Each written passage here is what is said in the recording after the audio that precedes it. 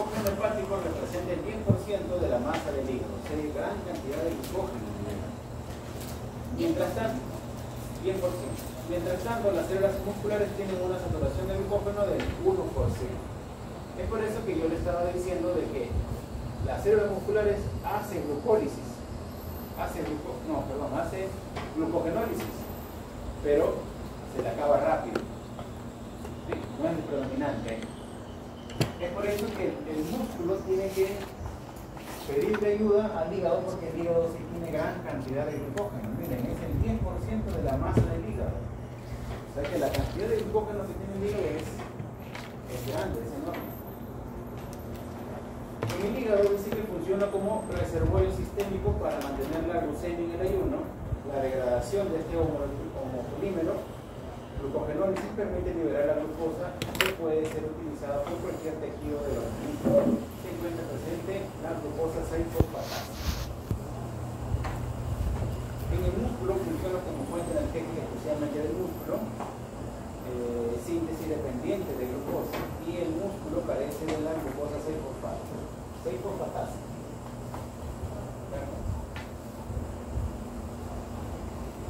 Vamos a ver.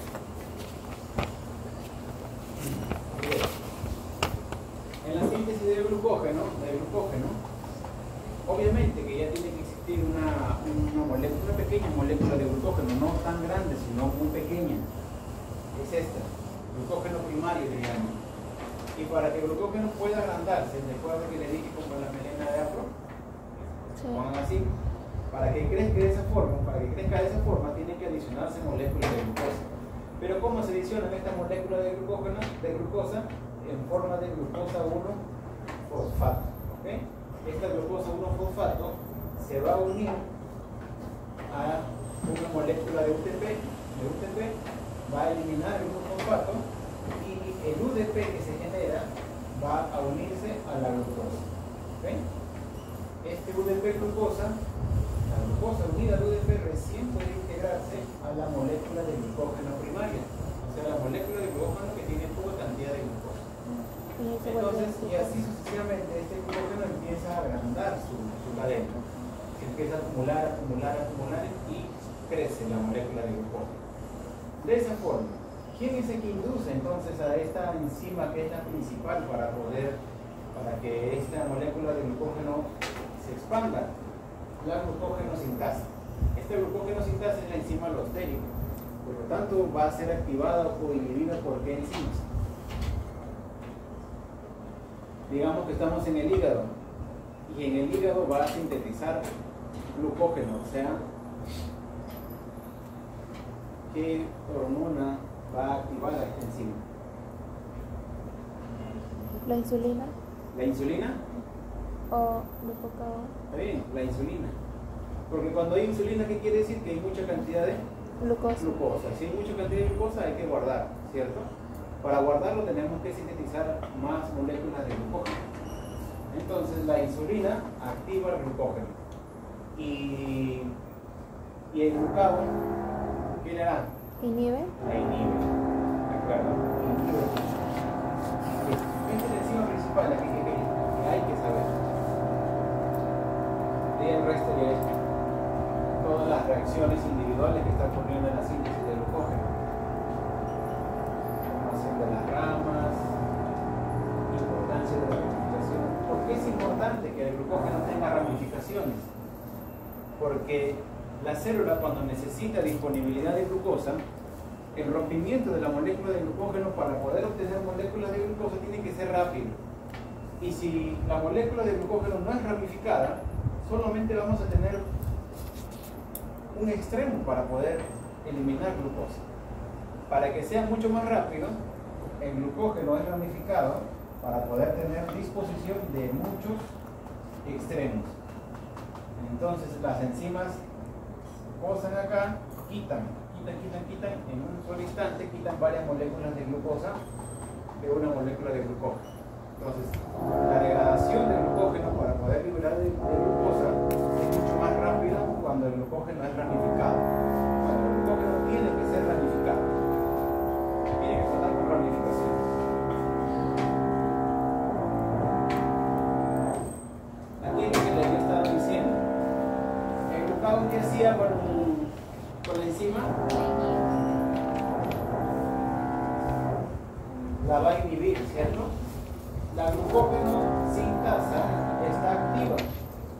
cuando el glucagón va a hacer efecto en la célula, la va a inhibir. Glucógeno sintasa inactiva. ¿Qué pasa si hay insulina? ¿La insulina qué le hace a la glucógeno sintasa? La insulina la va a pasar de inactiva a activa. La va a activar. Así pasa, ¿de acuerdo? El glucagón inactiva la glucógeno sintasa. ¿Por qué el glucagón inactiva la glucógeno sintasa? Por las células beta, o sea, porque es el que se encarga de mantenerla estable y el otro pues es cuando hay mayor... ¿En qué momento se secreta? ¿Nuestro organismo en qué momento secreta el glucagón? En la gluconeogénesis. ¿Cuándo? Cuando necesitamos gluconeogénesis. Hay escasez de glucosa en nuestro cuerpo. Si hay escasez, el hígado tiene que sacar glucosa de donde sea. Y una de esas es el glucógeno. Entonces, ¿qué va a pasar? Glucogenólisis. Va a degradar el glucógeno. Como va a degradar el glucógeno, el glucagón va a inhibir la síntesis del glucógeno. Va a inhibir. Por tanto, el glucagón va a realizar una serie de cascadas de fosforilaciones y va a fosforilar a esta enzima, a glucógeno sintasa, la fosforila, y cuando esta enzima se fosforila, se encuentra inactiva. ¿Sí? Pero de repente empezamos a comer, estamos comiendo. ¿Qué secretamos? Insulina. La insulina. Empezamos a secretar la insulina se secreta más, el páncreas secreta más, y lo que hace la insulina es que como ve que hay mucha cantidad de glucosa en sangre, va a activar a esta enzima. ¿Qué va a hacer entonces? Va a sacar el grupo fosfato de la enzima glucógeno sintasa. Quita el grupo fosfato y ya la glucógeno sintasa se encuentra activa. ¿Sí? Eso es lo que pasa.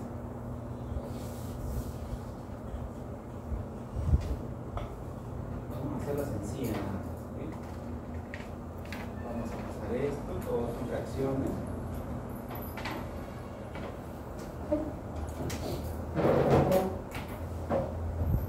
Y hay otra enzima que se encarga de poder degradar al glucógeno para poder obtener glucosa.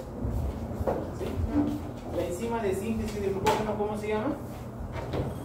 Glucógeno sintasa. Y para poder degradar el glucógeno es la glucógeno fosforilasa. ¿Okay?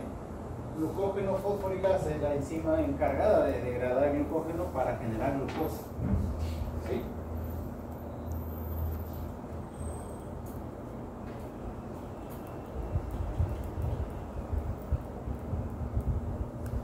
La glucógeno fosforilasa, para que pueda activarse, también va a ser estimulada por algunas hormonas, que es el glucagón. ¿Sí? El glucagón va a activar. Recuerden que el glucagón va a inactivar a la glucógeno sintasa. Ahora el glucagón va a activar a la glucógeno fosforilasa.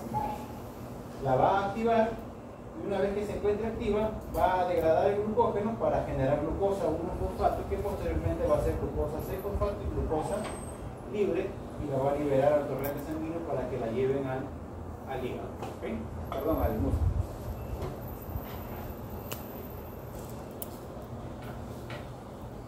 Acá hay un resumen. Vamos al resumen. Acá.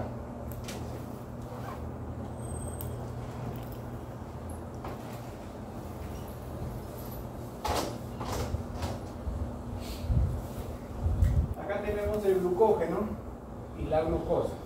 Digamos que está en glucosa 1-fosfato. ¿Okay? Cuando nosotros sintetizamos glucógeno a partir de glucosa, ¿cómo se llama ese proceso? De glucosa a glucógeno, ¿cómo se llama? Glucogénesis. Y de glucógeno a glucosa, Glucogenólisis. se llama glucogenólisis. ¿De acuerdo? Cuando nosotros sintetizamos glucógeno se llama glucogénesis. Y para poder realizar o para poder adicionar la glucosa a la molécula de glucógeno necesitamos una enzima. ¿Cómo se llama esa enzima? Glucógeno sintasa. La glucógeno sintasa. ¿Okay? Y cuando queremos degradar el glucógeno y transformarlo en glucosa, ¿Cómo se llama la enzima? Glucógeno fosforilasa. Fosforilasa. Estas dos enzimas son clave. ¿Por qué? Porque estas dos enzimas son activadas o desactivadas por las hormonas, tanto por la insulina, por el glucagón y también por la adrenalina. ¿Sí? La adrenalina ustedes relacionan mucho con el glucagón, los dos funcionan de la misma manera. ¿Sí? Para los casos de metabolismo de carbohidratos. Estos dos se van a diferenciar más adelante de otro tipo de acciones. Cuando nosotros nos alimentamos con gran cantidad de carbohidratos, nuestro intestino va a absorber glucosa, por lo tanto nuestra sangre va a tener gran cantidad de glucosa y se va a liberar la insulina. Esta insulina lo que va a hacer es hacer pasar la glucosa a nuestros tejidos. Y una vez que esa glucosa ingresa en nuestras células, y las células ya están muy abastecidas de glucosa, van a tener que guardar, porque no lo pueden tener glucosa libre en las células, tienen que guardarlo, y lo van a guardar en forma de Glucógeno. ¿De acuerdo? Y como hay gran cantidad de insulina en sangre, esa insulina además va a activar algunos procesos.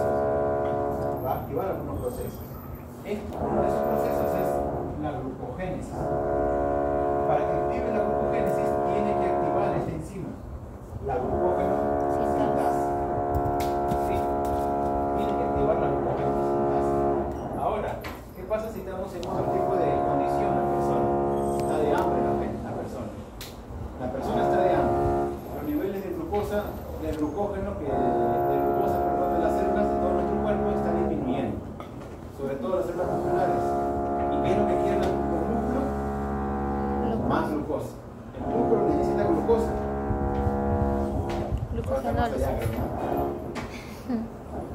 El músculo necesita glucosa. ¿Quién le va a enviar? El hígado. Por lo tanto, el hígado tiene que ser glucogenólisis, ¿cierto? Tiene que ser glucogenólisis. Y cuando nosotros estamos de hambre, ¿qué hormonas secretamos? Glucagón. Glucagón. Glucagón, ¿no? Ajá. Y luego, y la adrenalina también. Glucagón. Cuando se secretan estas enzimas, entonces va a activar esta enzima. Cuando secretamos el glucagón, igual tiene tilde, profesor. Eso es en inglés, profesor. En español es diferente. Entonces aquí en inglés.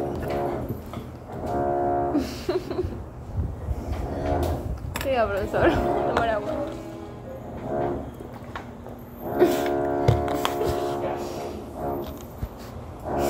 Esta hormona va a activar a esta enzima, a la glucógeno fosforilasa. ¿Qué va a hacer la glucógeno fosforilasa? Va a cortar el enlace al glucógeno 4.5 para poder liberar ¿qué cosa? Glucosa. ¿De acuerdo? Además, esta hormona tiene acción sobre esta enzima. La va a inhibir. Va a inhibir esa enzima. ¿De acuerdo? Una vez que ya se obtiene glucosa del glucagón, del glucógeno, esta glucosa se va a convertir en glucosa 6-fosfato. Y si estamos en el hígado, esta glucosa 6-fosfato se va a convertir en glucosa. Siempre y cuando estemos en el hígado. Porque el hígado contiene la glucosa 6-fosfatasa. El músculo no puede generar glucosa 6-fosfato o glucosa. No puede generar. Si estamos en el músculo, esta glucosa 6-fosfato se va a convertir en piruvato y posteriormente a energía. Si no hay oxígeno, lactato. ¿Okay? Siempre y cuando no hay oxígeno. ¿Estamos bien? ¿Ya? Solamente nos aprendemos esa ruta, profesor. Sí. Bueno, esto se lo tiene que saber, sí o sí. Glucosa 6-fosfato, glucólisis, piruvato. Y ahora lo que van a aprender es el piruvato a CO2 y agua es ciclo de Krebs, es transportar electrones. Y si no hay oxígeno, ustedes ya saben, lactato. ¿Sí? Ay, no. Otra vez. Neuronas. Sí. Siempre. Pero ¿cómo meterse en su caso clínico para saber eso? El caso clínico siempre va a ser ayuno prolongado, ayuno breve o la persona está haciendo ejercicio. Eso va a ser los casos clínicos, así que no voy a poner nada excelente. Ok. Listo. eso voy a enseñar de glucosa. Bueno, eso no. Las reacciones individuales no, específicamente. ¿Sí? Solo eso quiero que entiendan. El Pasamos a la de siguiente. la semana pasada. Algo pequeño, lo que explico. Ahora sí, vamos con usted. Vamos a hacer.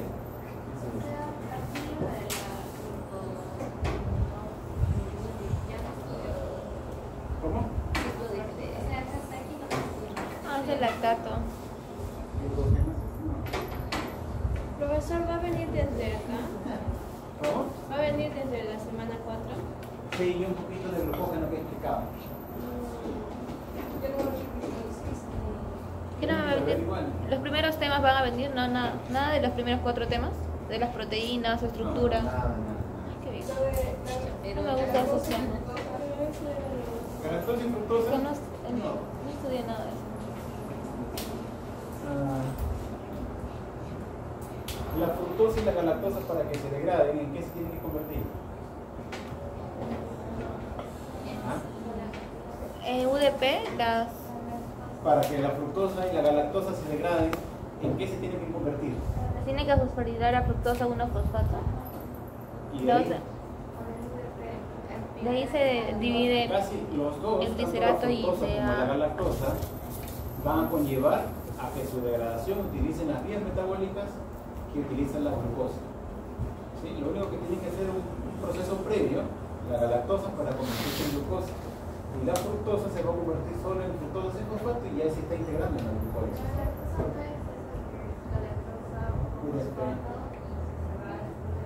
Sí, ¿Eso va a venir, profesor?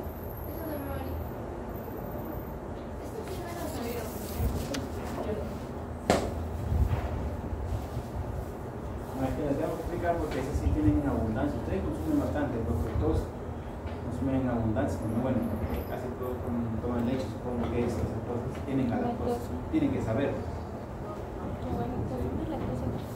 Seguro si le preguntaba tampoco respondía.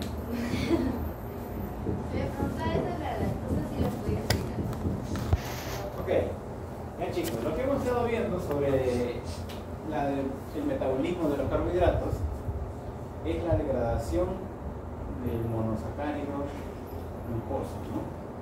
Casi principalmente de ellos, ¿no? Que es el más importante y que tiene una gran velocidad en todas nuestras células de nuestro cuerpo para poder degradarse y darnos la energía. La primera parte de la degradación de la glucosa es la glucólisis, que nos da energía, pero no mucha, pero cumple esa glucólisis, le da la suficiente energía, al menos algo para el músculo, para que genere contracción muscular. Ahora lo que vamos a ver es la total eficiencia de degradación de la glucosa. Ya no nos quedamos en glucólisis, sino vamos a pasar a la cadena transportadora de electrones, al ciclo de Krebs. ¿De acuerdo? A esos dos. Respiración celular aeróbica y anaeróbica.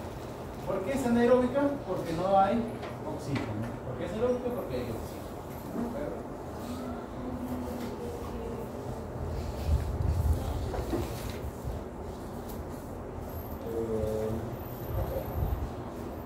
Ciclo de Krebs. ¿Por qué es ciclo de Krebs?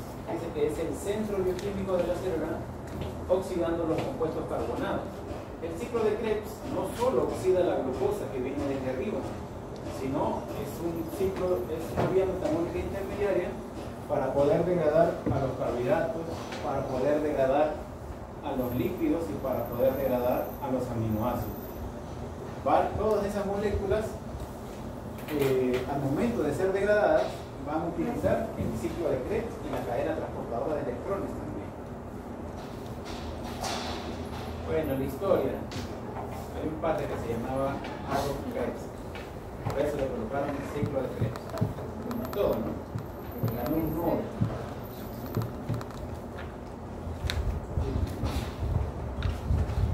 Ok. Por eso les digo que va a venir la glucólisis, porque acá está la glucólisis. Seguimos interconectando la glucólisis con el ciclo de Krebs. En la glucólisis el producto que vamos a obtener es ATP, NAD y piruvato. ¿De acuerdo? El piruvato que se genera en la glucólisis tiene que ingresar a la mitocondria. Esta es la mitocondria, ¿no? Esta es la mitocondria. El piruvato va a ingresar. Una vez que ingresa el piruvato a la mitocondria, ese piruvato se va a convertir en una molécula llamada acetil-CoA. El piruvato va a sufrir una descarboxilación. ¿Cuántos carbonos tiene el piruvato? 3 carbonos. Pero como va a sufrir una descarboxilación, este acetil-CoA, ¿cuántos carbonos tiene? 1.5.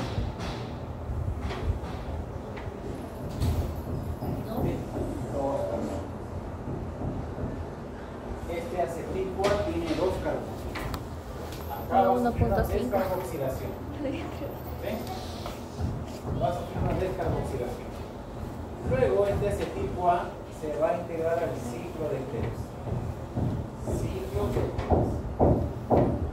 Y va a pasar una serie de procesos. Muchos compuestos que se van a generar y van a servir como productos. Para otras enzimas generan otros productos. ¿Sí? Todo esto es un ciclo de generación de varios productos de metabolitos intermediarios o de intermediarios metabólicos, como quieran decir. ¿Okay? Entre ellos están los esqueletos carbonados de los aminoácidos, ¿se acuerdan? Alfa-cetoglutarato, oxalacetato, ¿no? Sí, lo sé. Succinato también es otro Oxalacetato, fumarato, oxalacetato, alfa-cetoglutarato. citrato, un montón de intermediarios metabólicos. Esa interconversión de compuestos, ¿qué va a generar? Va a generar unos productos muy importantes. ¿Cuáles son esos productos? NADH, hay otro menos famoso, FADH, sobre todo este tiene una gran cantidad que se va a generar en todas estas reacciones. El FADH también se genera, pero no mucho. También generamos GTP. Pero este GTP lo vamos a ver como un ATP, funciona como un ATP. ¿De acuerdo? Este GTP es una molécula energética. ¿Qué más generamos? Generamos CO2. Estos son los productos principales que genera el ciclo de Krebs. Ahora veamos. A ver, ya hasta aquí nos quedamos. Vamos a pasar así. Bueno, timing. ¿El ciclo de Krebs qué? Ah, ya, no lo vamos a ver ahorita.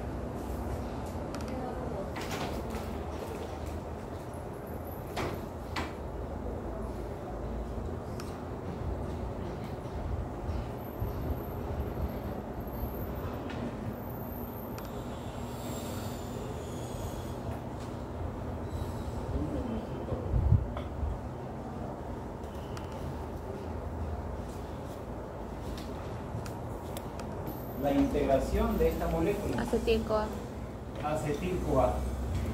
Este acetil-CoA se va a integrar al ciclo de Krebs y mire, se van a generar varios intermediarios metabólicos.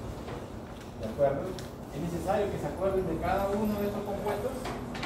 No, de repente no le va a alcanzar. Pero ¿cuál es que se forma con todas estas reacciones que se generan? Hay algunos productos importantes que le dije. Otro NADH. Por aquí, un GTP. Se genera un GTP. Acá, este es un FAT. FAT-H. ¿Qué más generamos? NADH. ¿No? Acá hay otro compuesto. CO2. Aquí, otro. ¿No? 2 CO2. Y previamente aquí para generar acetil-CoA era piruvato, ¿cierto? Y en el piruvato que generaba CO2. Acá también vamos a generar un NADH. ¿Sí? Si se podrán dar cuenta, todas estas vías, incluida la glucólisis, ¿qué generamos? Estamos generando NADH. Gran cantidad de NADH generamos. Glucólisis, este paso de piruvato acetil-CoA también generamos NADH, y en el ciclo de Krebs Mira, ¿cuántas moléculas de NADH generamos en el ciclo de Krebs? 3. ¿Cuántos FAT? 1. ¿Sí? ¿Y GTP? 1. ¿Cuántos CO2 en el ciclo de Krebs? 2. ¿No? Generamos 2. Estos son los productos del ciclo de Krebs. Ahora, si se podrán dar cuenta, también estamos generando también CO2. CO2 acá también. Entonces, esto explica a nivel macro cómo es que nosotros respiramos oxígeno, utilizamos el oxígeno y ¿qué botamos? Dióxido de carbono, CO2. Acá proviene el CO2. De aquí proviene el CO2. Este CO2 generamos por nuestra respiración y eliminamos CO2. ¿Sí? Y gran cantidad, porque por una molécula de glucosa, ¿cuántas moléculas de CO2 estamos eliminando? Por una molécula de glucosa, ¿cuántas moléculas de CO2 estamos generando? 2. Y aquí van 1, 2, 3. Pero una molécula de glucosa, ¿cuántos piruvatos nos da? 2, ¿cierto? ¿Cuántos acetilpan? 2. Entonces, ¿ven que todos estamos multiplicando por 2? Si estamos generando con una pasada 1, 2, 3 CO2 por una molécula de glucosa, 6. ¿Sí? ¿No? Todos estamos ¿Dado multiplicando. vuelta? Da vuelta. La glucosa, cuando se hace glucólisis, ¿cuántas moléculas de piruvato genera? 2, ¿no? La glucosa es una molécula de 6 carbonos, va a sufrir una ruptura y va a generar 2 moléculas de 3 carbonos que se denomina piruvato. 2. Una molécula de piruvato genera un CO2, pero 2 también. Entonces todo se multiplica por 2. Todo se va a multiplicar por 2. Entonces la generación de CO2 se eleva solo por una molécula de glucosa. Ahora, ¿cuántas moléculas de glucosa nosotros utilizamos? Un montón, ¿no? Todas nuestras células. ¿Cuántas células tenemos en nuestro cuerpo? Millones. Todo eso por una molécula de glucosa nos va a generar CO2. Entonces, por eso que nosotros constantemente tenemos que estar respirando. Más botamos CO2 que respiramos oxígeno. Los que hacen ejercicio, por eso es que se le acaba rápido el oxígeno. Ok, chicos, este NADH y el FATH, estas dos moléculas, son importantes. ¿Por qué son importantes? Porque van a ser utilizadas en la cadena transportadora de electrones. Van a ser utilizadas en la cadena transportadora de electrones.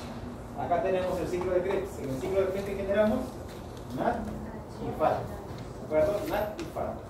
Estos dos compuestos se van a ir a la cadena transportadora de electrones. ¿Dónde ocurre la cadena transportadora de electrones? En la membrana interna de la matriz de la mitocondria. ¿Se acuerdan que la mitocondria es como una cuna? Acá está mi mitocondria. Tiene la cresta mitocondria. Ajá. Algo así, ¿no? Algo así es. Esta es la membrana interna y esta sería la membrana interna, perdón. Esta es la membrana interna y esta es la membrana externa. ¿Sí? De nuevo, membrana interna, membrana externa. ¿De acuerdo? Listo. ¿Dónde ocurre la cadena transportadora de electrones? En la membrana interna. La membrana interna. Ocurre en la membrana interna. ¿Sí? O sea, esto de ahí arriba es la externa. Esta es la externa y esta es la interna. Entre externa e interna hay un espacio. Espacio intermembranal. Y la parte de aquí, ¿cómo se llamaría? Lo del centro. Matriz mitocondrial. Matriz mitocondrial. ¿Sí? ¿Ya no estamos ubicando dónde están ocurriendo estos procesos? Ok. Entonces, tienen que tener en cuenta de que el piruvato va a ingresar primero a la matriz mitocondrial. Ese piruvato se va a convertir en acetil-CoA y se va a integrar el ciclo de Krebs. Y va a dar 2 vueltas por molécula de glucosa. este ciclo de Krebs que va a generar NADH, FATH, CO2, GTP, ¿de acuerdo? Pero los principales productos son estos dos. ¿Y esa cantidad? 3 y 1, eso es siempre y cuando solo oxidemos un piruvato. Fueran 12. ¿Qué pasa si oxidamos una glucosa? Por 2. Por 2. 2 piruvatos por 2 acá. Sí, pero esto solo para el ciclo de Krebs. Ya después vamos a ver todos los conglomerados. ¿Sí? ¿De acuerdo? Y esos componentes o estos compuestos van a ser utilizados en la cadena transportadora de electrones. ¿Se acuerdan? ¿Se acuerdan que cuando una molécula contiene el hidrógeno, esta molécula tiene la capacidad de qué? De Ceder protones. donar. Esto va a donar protones. Cuando donan los protones, es que se genera un proceso de oxidación. ¿Sí? Y cuando el protón ingresa al NAD, a ver, digamos que tenemos acá solo NAD más, ¿sí? Así lo tenemos. Pero una enzima le da un protón, o sea que ese proceso se llama reducción. Pierde protón o dona protón, oxidación. Gana, reducción. Es por eso que yo le llamo al NADH NAD reducido, porque ha sufrido una reducción. Y al NAD más, o al NAD sin hidrógeno, yo le llamo al NAD oxidado, porque ha perdido su hidrógeno. ¿Sí? ¿Sí? Ya sabemos todo ya englobado. Ahora vayamos por partes.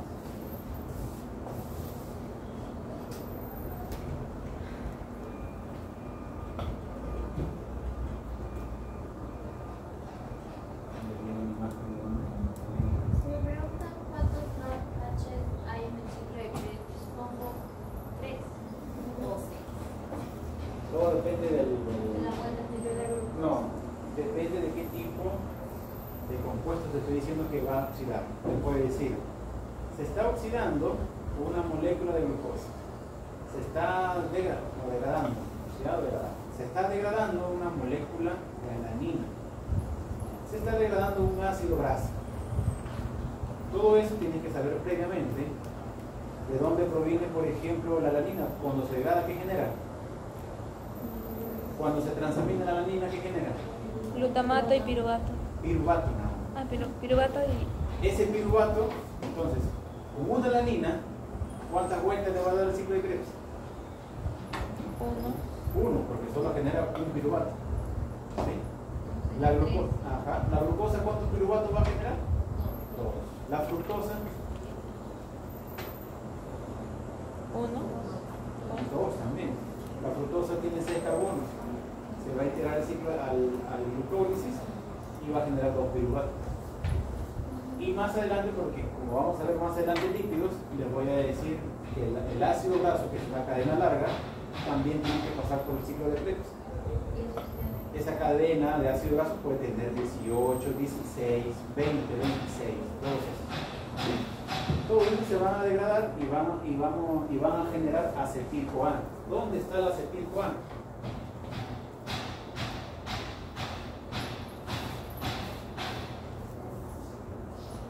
En la matriz mitocondrial.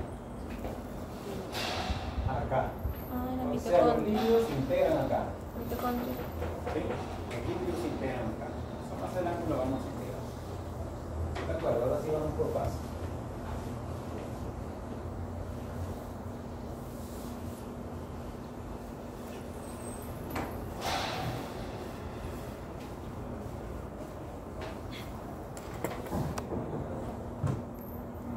$4.50.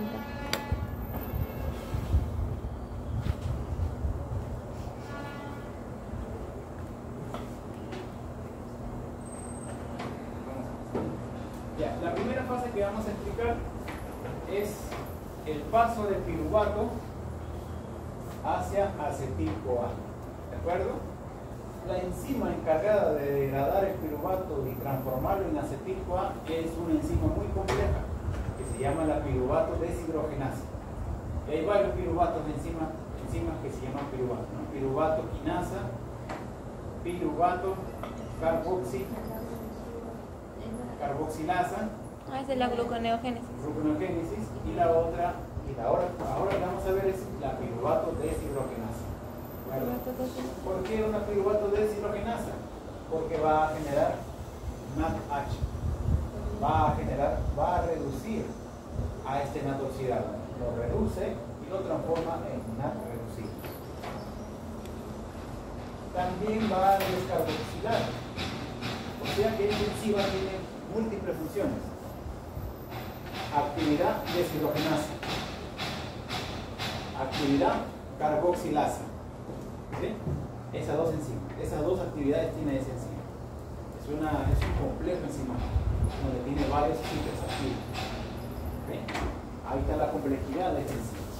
Y esta enzima, la piruvato deshidrogenasa, es una enzima alostérica que también va a ser regulada. Va a ser regulada esta enzima para producir acetilcolina. Entonces tiene un inhibidor y un activador. Tiene inhibidores y tiene activadores. ¿De acuerdo? Ahora, como les dije, se llama la piruvato deshidrogenasa. Descarboxilación oxidativa. Bueno, la reacción es reducción-oxidación.